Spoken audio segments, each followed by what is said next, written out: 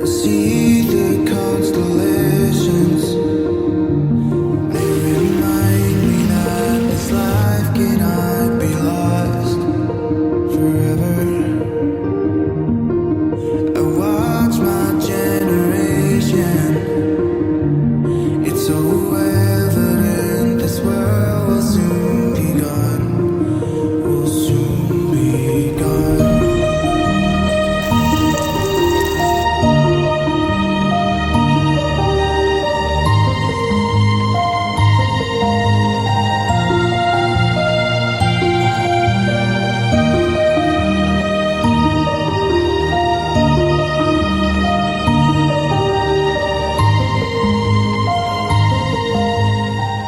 Everyone, so we just finished night swimming and it was quite great. The day was absolutely phenomenal and there were so many things that we did, but at the same time I took a nap, so it's been a great break. I needed it. There's a pool down there, you probably can't see it, but this is just a point to me sharing. So yeah. Hello everyone, hello lovely people. I'm in a very beautiful place. It's called Luna Gala Resort and you can probably hear the water running behind me. It's just there and the lights are so pretty for this place. It makes me think about the story even more. The book that I'm going to be talking about today is Circe by Madelinemiller.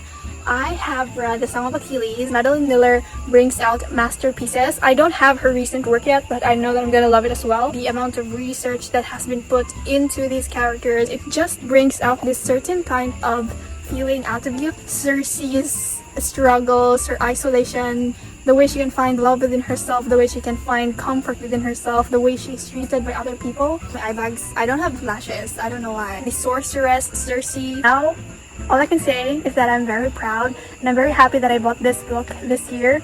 I am 207 pages in. As soon as I opened it, I reached around 150 pages in just one day because I was so immersed. I am so into the story. I know that for The Song of Achilles, I was quite hesitant with the first few chapters because it was quite a slow development and then it went fast because so many things were happening. I'm quite glad that I stumbled upon this book.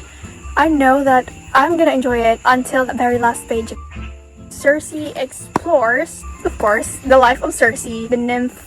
She is considered a sorceress, a witch by other people because of the magic that she has created within her.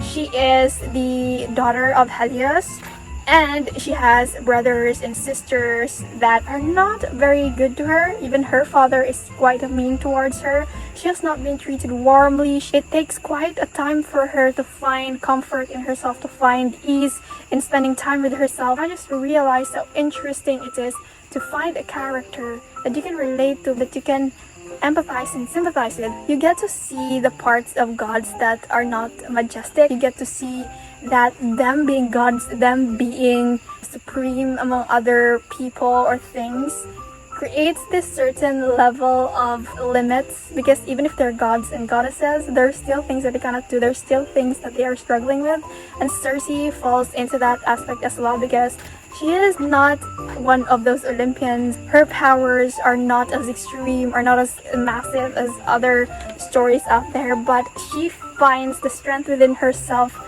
to make a mark. She had to prove herself. If there was so much hatred around her, there was so much doubt within her, but she still continued to live her best. Love within oneself, love within other people, love with all kinds of forms, and I truly appreciate how much it just makes me get lost in the pages. And I'm probably not supposed to be rambling on that so much about this book. The amount of appreciation and admiration I got for her being a witch, being a sorceress, and finding the strength and the power with what she can do despite the odds, despite the cruelness around her. It's explored so much in her as a woman, her as a lesser being than all these gods and goddesses, even though she was equally capable. I hope that it will really be one of the best books of the year. Hello lovely people, you might be wondering why I am doing this outside. I'm back here in this beautiful resort. It's been a while ever since I started talking about Circe. I've had a lot of progress and I am very excited to tell you that I finished the book. So, my thoughts about this book. It is written in a way that it describes solitude, longing, and trying to belong in a place where you don't feel worthy at all. This is that push of the gaze of sexism and the injustices. It lived up to the retelling that it was going for. It was executed well. I actually quite liked it. But the thing is, I personally gave this 4.5 stars, but Goodreads does not allow me to, so I rated it 5 stars. I do know that this has uncovered so much of the underlying themes of women when it comes to Greek mythology, when it comes to Greek retelling. So it was a fresh perspective for someone who has read a bit of Greek mythology. I admire how madelinemiller has executed this. When it comes to the pacing of the story, I do admit that there is a bit of slowness to it, but I think it doesn't really bother me as much. I devoured every page of this book. I do understand the sentiments of people who did not find this as fun as they expected it to be, but I adore this book. There were certain debates towards the premise of feminism with this book, especially because of how we talk of Circe's attitude towards her other nymphs, the ones who visited her island when she was in exile. And I do think that there is more discussion we can talk on, we can delve deep into that thing, because there is so much to unpack to the way Circe was treated and the way she came to reciprocate that kind of treatment towards her to other people. My thoughts for the ending: I do admire the fact that she was able to go out of her shell. She was able to find fulfillment. She found so much of herself through silence, through the quietness of the island that offered her time, and the companion that came along the way. I was quite happy for Circe, for how it ended, but at the same time, with how she ended up with a certain character, that was okay. I was just quite surprised that she ended up with him. She really did deserve better. I think that the way she acted towards other people, the criticisms that were targeted towards her, it was the way that she thought of us, what she can do at that certain moment. There's so much to discuss, so many things to uncover, but I really did enjoy the book, the entire premise of it, the retelling, the amount of scenes we got from other Greek gods and goddesses, the heroes, the mortals, the Olympians, and I was given a new light to the perspectives of how gods and goddesses have their own flaws, have their own struggles, and how they create grudges, how they create this kind of chaos towards themselves, because even throughout the years, time doesn't matter as much to them. Their pride matters so much, their honor matters so much, their reputation matters so much. So they do not share the same sentiments and the same qualities with mortals. So I do understand where they're coming from as well. But it's very chaotic. And also, I was planning to not include this, but given the fact that a bit of time has passed by, I am so happy to tell you that I finished 1,000 Splendid Suns by Khaledhosseini. I hope I said the name right. I indulged it. As someone who has read The Kite Runner, this was indeed a fresher, a closer look at how women are treated in Afghanistan, the everyday struggles of women, children, even men, of how mentalities and consciousness are shaped and molded by history, by certain important events of Afghanistan. And I was appalled by how much tragedy was wrapped up into this book, because I know that war creates so much pain. War does bring a bit of insight into something to people so that they may appreciate life in and of itself, but also it uncovers so much pain and hurtfulness and violence. The Kite Runner was my opening to realizing that I should pay more attention to what's happening in Afghanistan, especially with the new shift of the Taliban right now. So I was grateful for this story with the personal inclusion of the author. Let's talk about the pacing of this book. For me, it was in the medium side.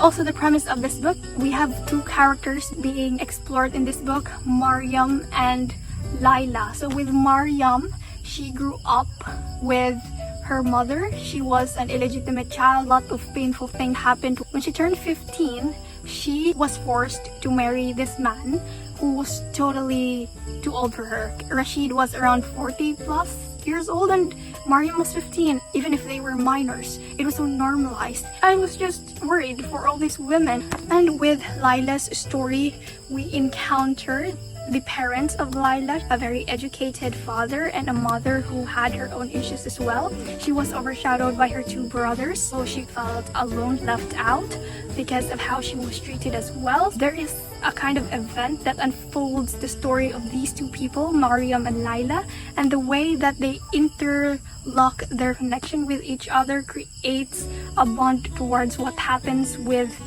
Afghanistan as well, because this book tackles the history of Afghanistan while also looking at the life story of both Mariam and Laila. So usually it shifts perspective. There are trigger warnings that you have to look up. It really will break your heart. I swear there were lines that I really found impactful. 7 pages in the story and I was already so struck. Learn this now and learn it well, my daughter. Like a compass needle that points north, a man's accusing finger always finds a woman. Always. You remember that, Mariam. This entire phrase itself showcases how women are portrayed, how women are viewed, how women consciously infiltrates themselves to the traditional patriarchal society, also embedded with religion in the place of Afghanistan. So you see to it how much they are constrained. There is no such thing as just one correct way of looking at things, and these experiences that they are going through may be considered as too extreme for us, but we have to understand that there are differences to our culture, there are differences to how we look at the world. So this was a new way of me looking at things. It really made me realize and recognize the struggles and also the differences in which I could perceive Afghanistan in a way that it would make me understand their culture a bit more, their people a bit more. What Mariam and Laila went through, it was so much of hurtfulness, of pain, especially because Mariam deserved better. The way her character arc was ended, she really deserved better, at least to have read her father's letter or received a bit of warmth from other people, because ever since she was taken away, ever since she was married off to Rashid at 15, she never had a chance to go out there to venture, even have the amount of redemption that Laila had.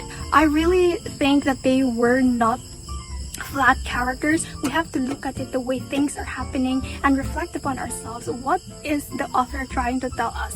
Why is it that we are shifting the perspective towards the important events that happened in Afghanistan? So we have to look back. We do not only need to see it as we want it for ourselves, we have to look at what the entire purpose of the author is for writing this entire book. And I think that that is important when you review a book, when you talk about a book. I still remember the Kite Runner's famous line, "For you 1,000 times over." It was such a beautiful line, but also a very tragic line. And with this, I have encountered such beautiful lines as well. I gave this 4 out of 5 stars. There are character arcs that could have been explored better, explained better, especially with how we encompass antagonism and protagonists. So I transferred locations because my feet was getting numb. Anyways, going back to 1,000 Splendid Suns, really it gave me so much perspective, how narratives are created through the lens of man, how little opportunities given to women, how children are shaped and molded by these same men and women who undergo war. They were so open and exposed to violence that it was the only thing that they know. The way that they looked at war and chaos and the way their beliefs were different, where they were fighting. This author has allowed me to be more aware with what's happening in Afghanistan, and I hope that these kinds of narratives, that these kinds of stories will also be more expounded and discussed by other people. And also with this kind of thing opening up, I know that more topics will be discussed even further. It's not perfect, it's not entirely the only lens that we need, but it was a starting point towards discussing what women and children are experiencing in Afghanistan. I have so much more stories and insights to share to all of you guys, but I truly appreciate what this book has given to me, what this book has opened my eyes and ears to. So I really think that this is a book that we should read at least once in our lives. Anyway, my final thoughts. I loved both Circe and 1,000 Splendid Suns, and it's actually quite fascinating that both of these books discuss about women, about sexism, and before anything else, I just wanted to tell you that I am starting The House in the Cerulean Sea, and I absolutely am so excited to discover why people are so crazy about this book, because I needed something of a breather, something light, something magical after reading A Thousand Splendid Suns. My April was a very good reading month, and I'm so grateful that I have access to all these books. And I probably have talked too much already. So yeah. That's it. What are your thoughts towards these books? What do you think I should read next? Do you have any suggestions? Thank you so much for tuning in. Thank you so much for listening to all this rambling on that I'm doing. I literally just talked of things straight out of what I can think of right now. Like, I don't even have a copy or anything, talking points. I did not prepare any of that. I just wanted to talk freely about the books because I have so much thoughts that I could totally discuss with other people. I feel really thankful that you're here, that you spent the time to listen to me. Thank you so much for tuning in. Stay tuned. I hope that you come back because I'm going to come back, and see you in the next video. Bye!